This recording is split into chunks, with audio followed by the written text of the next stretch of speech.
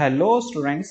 आज की इस वीडियो में हम क्लास 10th का चैप्टर 5 अर्थमेटिक प्रोग्रेशन की एक्सरसाइज 5.1 के question number 1, question number 2 and question number 3 discuss करेंगे। और स्टूडेंट्स, अगर आप लोगों ने इस एक्सरसाइज की इंट्रोडक्शन वीडियो नहीं देखी है तो आप उसको जाके देख सकते हैं। उसका लिंक आपको डिस्क्रिप्शन में मिल जाएगा। तो चलिए अब स्टार्ट करते हैं हम क्वेश्चन नंबर 1, 2 एंड 3 अपनी नेक्स्ट स्लाइड से। Question first, in which of the following situations, हमें कुछ सिचुएशंस दी हुई हैं, हमें बताना है does the list of number involve make an arithmetic progression. जो इसके अंदर नंबर इन्वॉल्व हैं क्या वो एक अर्थमेटिक प्रोग्रेशन बना रहे हैं, और बना रहे हैं तो क्यों बना रहे हैं, इसका रीजन क्या है। तो चलिए देखते हैं। कह रहा the taxi fare after each kilometre when the fair is 15 for first kilometre. First kilometre का कितना फेयर है बेटा? फर्स्ट किलोमीटर का फेयर कितना है? 15 रुपीज। आगे कह रहा है 8 rupees for each additional kilometre. Okay, कह रहा है कि फर्स्ट किलोमीटर का तो 15, अब जितने किलोमीटर भाई वो और ट्रेवल आगे करेगा उसके 8 रुपीज पर किलोमीटर के हिसाब से ऐड होते हुए जाएंगे। तो भाई 2 किलोमीटर के कितने रुपए फेयर बनेगा? 2 किलोमीटर का फेयर कितना बनेगा बेटा? देखो पहले 15, अब प्लस 8 और ए हो जाएंगे, है कि नहीं? तो मीन्स 23।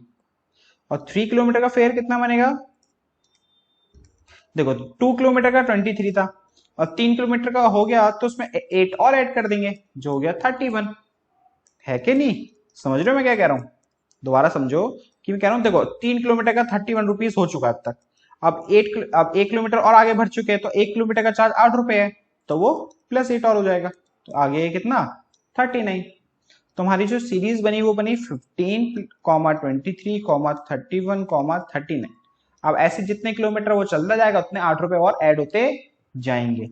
तो साफ साफ हमें यहाँ पे दिख रहा है कि हर एक टर्म में 8 ऐड हो रहा है। 8 क्या हो रहा है बेटा? ऐड हो रहा है, तो इसका मतलब ये एपी है। तो yes, this series is AP, या this list of number is number of is AP because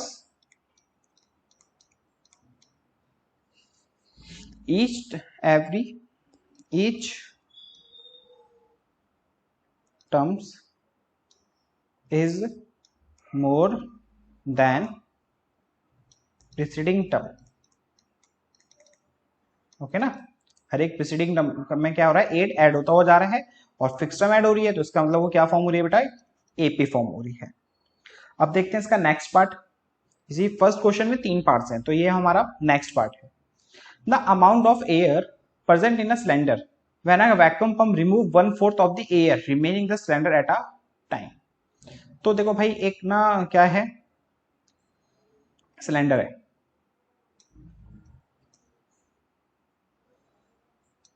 अब इसमें से 1/4 एयर क्या हो गया बेटा? कुछ है, कुछ भी है एक चीज जो सिलेंडर की फॉर्म में, उसमें से 1/4 एयर बाहर निकली। अब जब 1/4 एयर बाहर निकली तो भाई ऑब्वियसली बात है इस सिलेंडर का साइज छोटा हो गया होगा।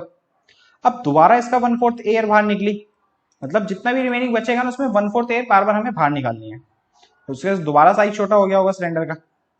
अब दोबारा इसका 1/4 निकाला, तो अभी नॉर्मल से एक बात मुझे बताओ, जब हमने इसका 1/4 निकाला होगा तो भाई एयर का अमाउंट ज्यादा होगा, है कि नहीं? जब हमने इसका 1/4 निकाला होगा तो एयर का अमाउंट कम होगा। जब हमने इसका एयर का अमाउंट निकाला होगा तो वो 1/4 निकाला होगा तो उसमें एयर का अमाउंट कम होगा। तो अब देखो हर एक टर्म में अमाउंट रिड्यूस होता जा रहा है, इक्वल नहीं है, क्या होता जा रहा है? रिड्यूस होता जा रहा है, तो इसका मतलब ये एपी फॉर्म नहीं करेगा। समझ रहे हो मैं क्या कह रहा हूं? देखो ना, पहले हवा इतनी निकली, अब इतनी निकली, अब इतनी निकली, अब इक्वल थोड़ी हवा निकल रही है। अब ये मैं सोच रहा हूँ सर 1/4 तो इक्वल ही रहेगा, नहीं। अब एक नॉर्मल सी बात है ना, 1/4 हवा निकल चुकी, अब नेक्स्ट टाइम दोबारा 1/4 हवा निकलेगी तो 1/4 उसका कम ही आएगा। ओके, तो इसी वजह से ये भी एपी फॉर्म नहीं करेगा। समझ रहे हो मैं क्या कर रहा हूं? इसी वजह से बेटा ये एपी फॉर्म नहीं करेगा। तो इससे स्टेटमेंट क्या लिखेंगे हम लोग? इसको पहले यहां से रब कर देते हैं। तो हम यहां पे क्या करते हैं, पहले लेट कर लेते हैं। तो volume of cylinder is V।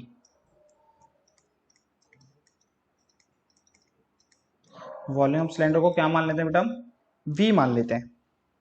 अब देखो पहले हमारा वी था, अब इसका 1/4 हवा क्या हो गई बेटा, बाहर निकल गई है। अब देखो v का 1/4 कितना हुआ, v इंटू 1/4 मीन्स v/4। इतनी हवा बाहर निकल चुकी है किसमें से, v में से। तो एक काम करो, v में से माइनस कर दो v/4, है कि नहीं। तो इसके नीचे 1 या 4, 4v माइनस v, तो आपका आ गया 3v/4। तो ये हो गया 3v/4। अब इसी तरह से नेक्स्ट टर्म, अब देखो अब 3v/4 की 1/4 निकालेंगे, किसका, 3v/4 का 1/4 निकालेंगे। क्योंकि अब देखो पहले v में से 1/4 हवा निकली थी, और हवा निकली 1/4 हमने माइनस करके ये लिख दिया। अब 3v/4 का 1/4 हवा निकली है, तो 3v/4 4 को 1/4 से मल्टीप्लाई करा, 3v/16 आया। तो मतलब इतनी हवा निकल चुकी है किसमें से, 3v/4 में से। तो कितनी बची होगी बेटा, 3v/4 में से माइनस कर दो 3v/16। समझने की कोशिश करो मैं क्या कह रहा हूं, दोबारा देखो। हमारी वॉल्यूम को हमने माना सिलेंडर को v, तो भाई ये v आया फर्स्ट टर्म। अब इसमें से 1/4 हवा क्या हो गया बेटा, बाहर निकल गई है। तो हमने क्या करा, v का 1/4 निकाला जो आया v/4, और पहले जितनी हवा थी टोटल वॉल्यूम थी, और अभी कितना आया 1/4 निकाल गया v/4, दोनों को माइनस कर दो तो रिमेनिंग बचा 3v/4। तो यहां लिख दिया हमने रिमेनिंग 3/4। सेम इसी तरह से अब अभी वॉल्यूम कितनी है, 3v/4 है। अब इसका 1/4 निकालेंगे जो आया 3v/16, और 3v/4 में से माइनस कर देंगे 3v/16, तो अब रिमेनिंग जितनी भी हवा बची सिलेंडर में वो पता चल जाएगी हमें। तो एलसीएम आया 16, 4 के डिल में 16 4 बार में, 4 3 12 माइनस 3v, तो ये बचा आपका 9v/16। अब इसी तरह से ये चलते रहेगा। ओके, अब देखो हम d निकालते हैं, और अगर इनका d सेम आ गया, मतलब a2 माइनस a1 करने पे और a3 माइनस a2 करने पे अगर सेम आ गया, तो इसका मतलब ap है, अदरवाइज नहीं है। तो a2 है हमारा 3v/4, और ये v, और ये 9v/16, और ये 3v/4। एलसीएम लेना पड़ेगा हमें, 4 3v माइनस 4v, और यहाँ पे 16 आएगा, 9v माइनस 12v। तो ये आया बेटा आपका माइनस का v/4, और ये आया माइनस का 3v/16। इक्वल तो नहीं आ रहा, तो इसका मतलब ये AP नहीं है। ओके, और अच्छे से मैंने आपको भी एक एग्जांपल लेके समझाया था जब मैंने सिलेंडर बनाए थे, है कि नहीं। लेकिन रिप्रेजेंट कुछ इस तरह से करेंगे हम लोग इसको। अब एक स्टेटमेंट और लिखनी है आपको, तो क्या लिख देंगे, this series do not have common difference. इसके यहां से रब कर देते हैं, this series do not have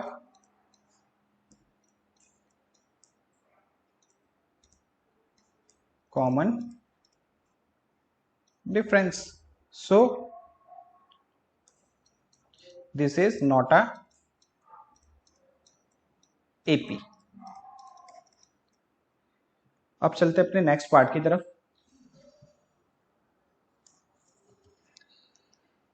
कह रहा the cost of digging a well after every metre of digging when it cost 150 for the first metre rises by 50 for each subsequent metre.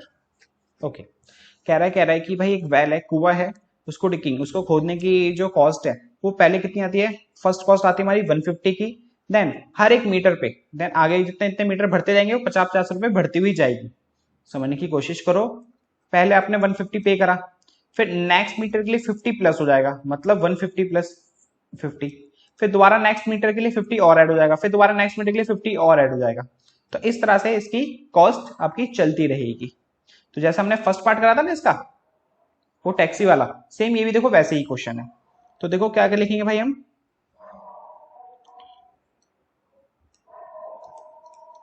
First metre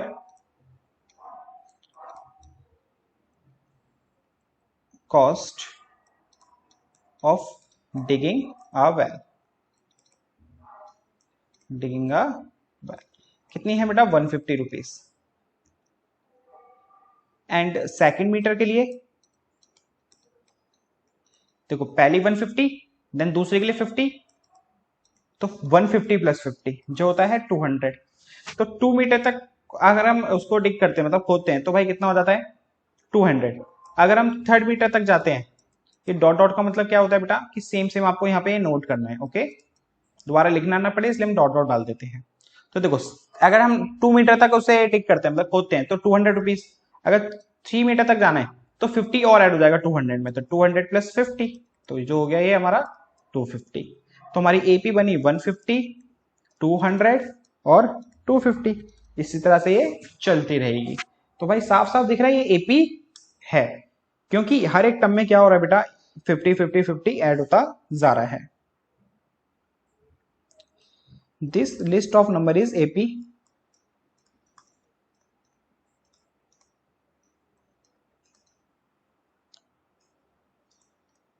because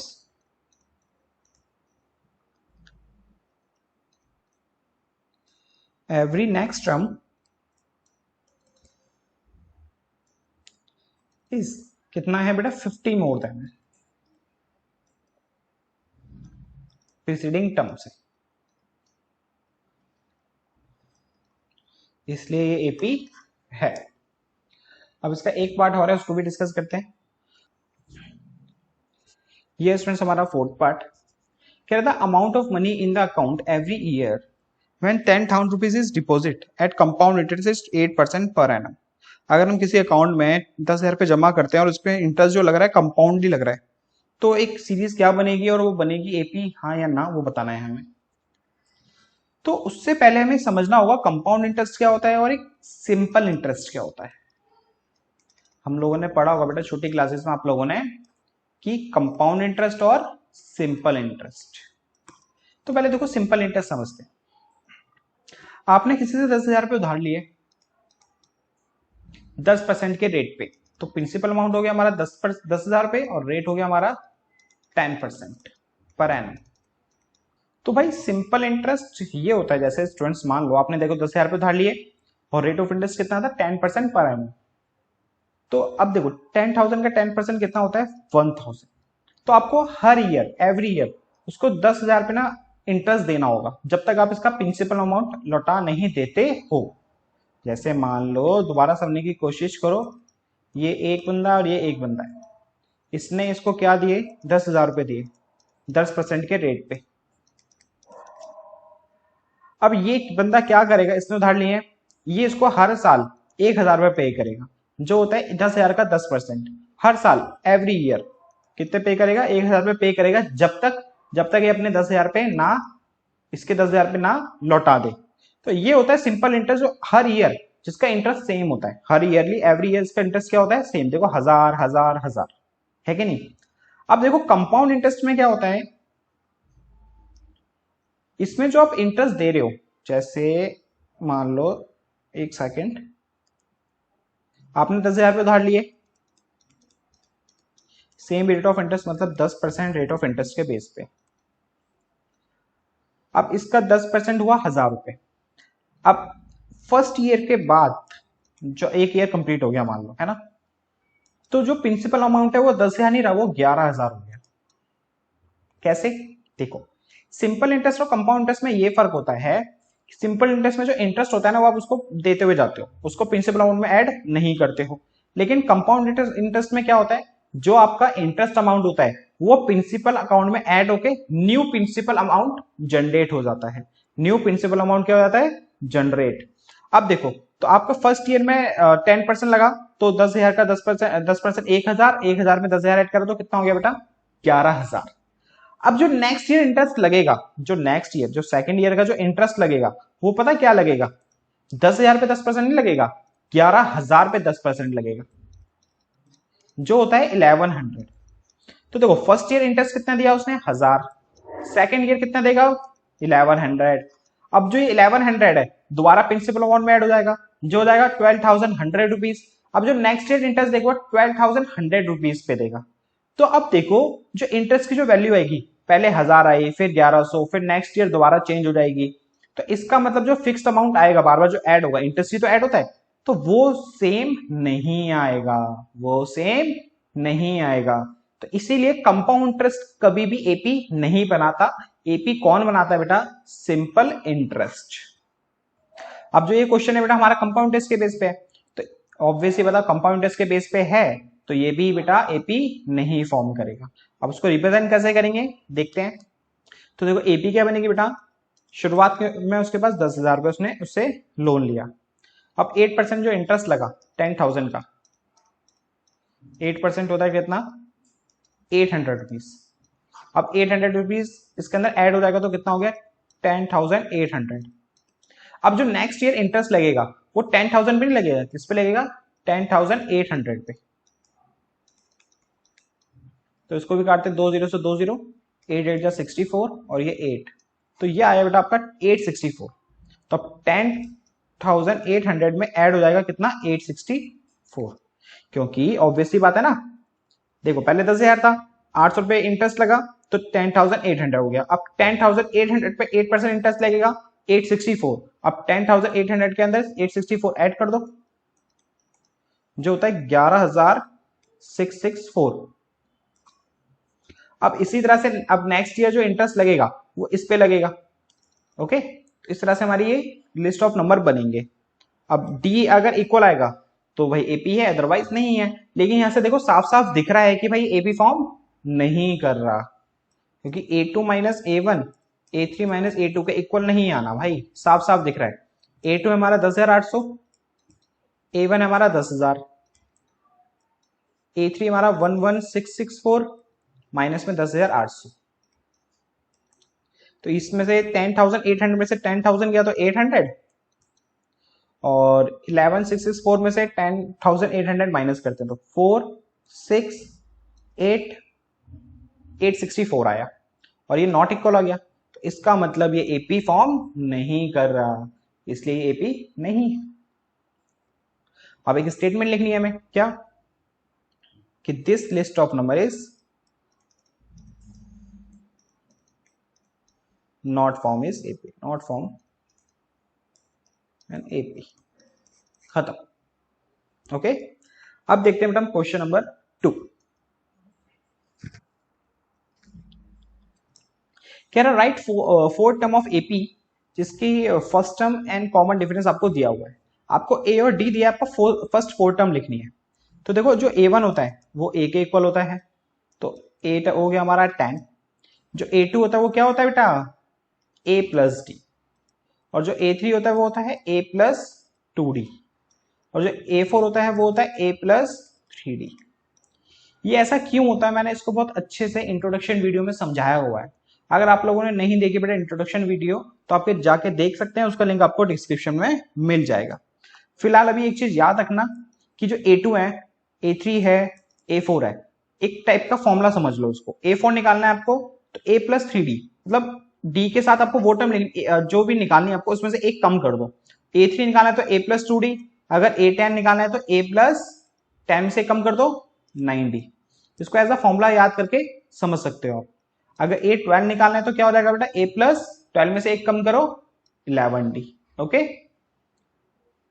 अभी हमें फिलहाल सिर्फ 4 term निकालनी है, तो इसलिए A1 को हम A बोलते हैं तो वो 10 हो गया। A2 A प्लस D होता है तो A की वैल्यू 10 है, D की वैल्यू 10 है, तो ये हो गया 20। A3 A plus 2D, 2 into 10, 2 into 10 20, 20 plus 10 30। A की वैल्यू 10, 3D, D की वैल्यू 10, तो ये हो गया आपका 3 इंटू 10 30, 30 प्लस 10 40। तो भाई आपके 4 टर्म्स हो गई आपकी 10 20 30 और 40। अब इसी तरह से इसका सेकंड पार्ट भी देख करते हैं। A1 हमारा A के इक्वल जो है -2, A2 हमारा A प्लस डी के इक्वल, A3 हमारा A प्लस 2D के इक्वल, और A4 हमारा A प्लस 3D के इक्वल।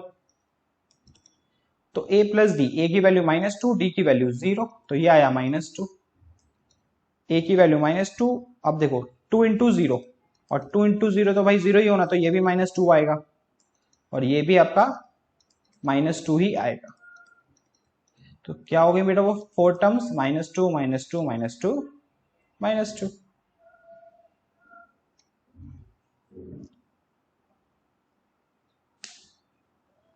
अब इसका नेक्स्ट पार्ट है हमारा a इक्वल टू 4 और d इक्वल टू -3। तो a1 है हमारा क्या, a मीन्स 4, a2 क्या होता है a plus D means a की वैल्यू 4 और d की वैल्यू -3। तो 4 प्लस माइनस -3 है, तो ये प्लस माइनस माइनस 4 में से 3 गया बेटा 1, तो a2 हो गया हमारा 1। अब a3 होता है बेटा हमारा a प्लस 2d, a की वैल्यू 4 है, 2 इंटू डी की वैल्यू -3, तो 4 प्लस माइनस माइनस 2 इंटू 3 6, तो ये आ गया -2। a4 a plus 3d, 4 plus 3 into -3, 4 3 into -3 minus का 9, क्योंकि प्लस माइनस माइनस, तो ये आ गया आपका माइनस का 5। तो आपकी वो चार टर्म कौन कौन सी हो गई, a1 हमारा 4 आया है, फिर 1 आया है, फिर -2, फिर -5, तो ये हो गए बेटा आपकी चार टर्म्स। अब इसी तरह से ये वाला पार्ट भी कर लेते हैं हम लोग।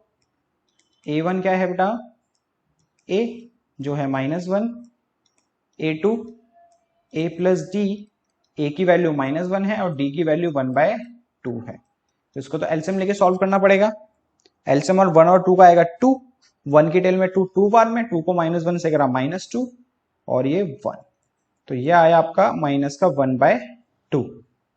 अब इसी तरह से a3 निकालते हैं।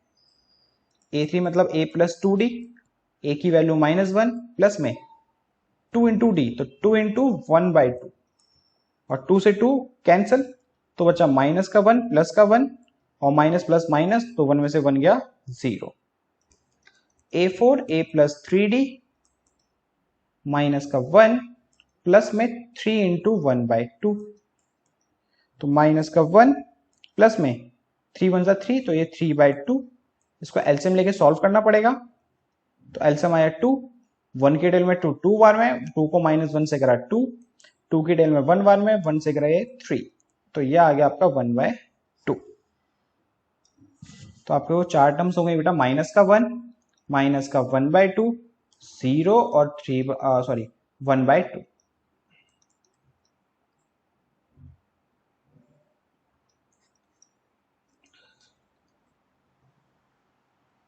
इसका क्वेश्चन नंबर 2 का एक पार्ट और बचा है।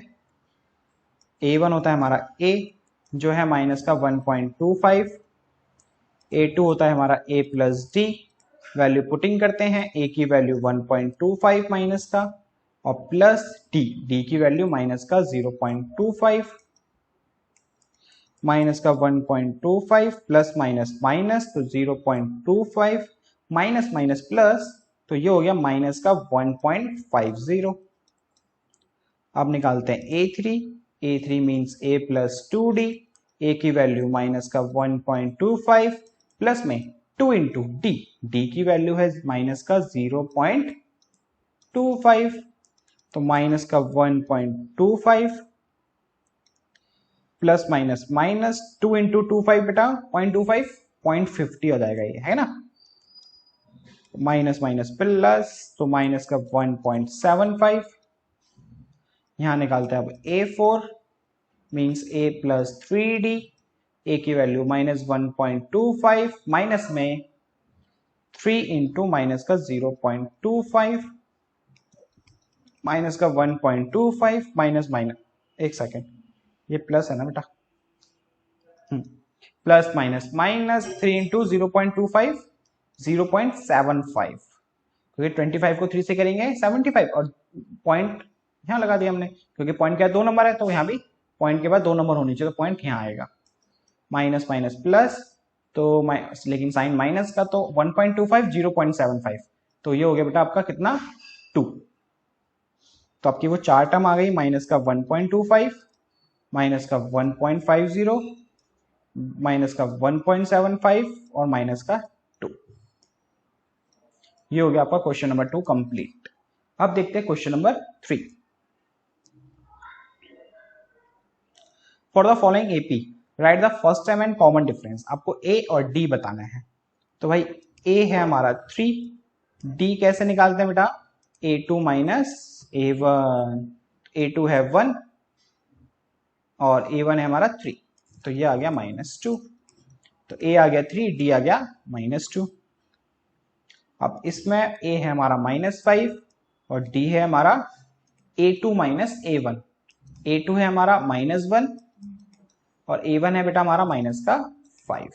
देखो ये होता है A1, A2, A3, A4, इस तरह से हमारी AP को रिप्रेजेंट करते हैं। तो -1 माइनस माइनस प्लस, तो ये +5। अब ये माइनस प्लस माइनस, 5 में से बन गया 4, तो A आ गया -5 और D आ गया 4। A होती है हमारी फर्स्ट टर्म, तो 1/3 हमारी फर्स्ट टर्म, तो A हो गया 1/3। D निकालते हैं बेटा A2 A1 से। A2 की वैल्यू 5/3 है और A1 क्या है हमारा 1/3, तो एलसीएम आया 3, 5 - 1 जो होता है 4/3। तो A आ गया 1/3 और D आ गया हमारा 4/3। अब इसमें A है बेटा हमारा 0.6, D निकालते हैं A2 A1 से। A2 की वैल्यू 1.7 और A1 की वैल्यू 0.6, तो माइनस करा तो आया 1.1। तो A की वैल्यू 0.6 और D की वैल्यू 1.1। ये हो गए स्टूडेंट्स हमारे इस एक्सरसाइज के क्वेश्चन नंबर 1, 2 एंड 3। अब नेक्स्ट वीडियो में मिलते हैं आपसे, वहां करेंगे हम इस एक्सरसाइज का क्वेश्चन नंबर 4।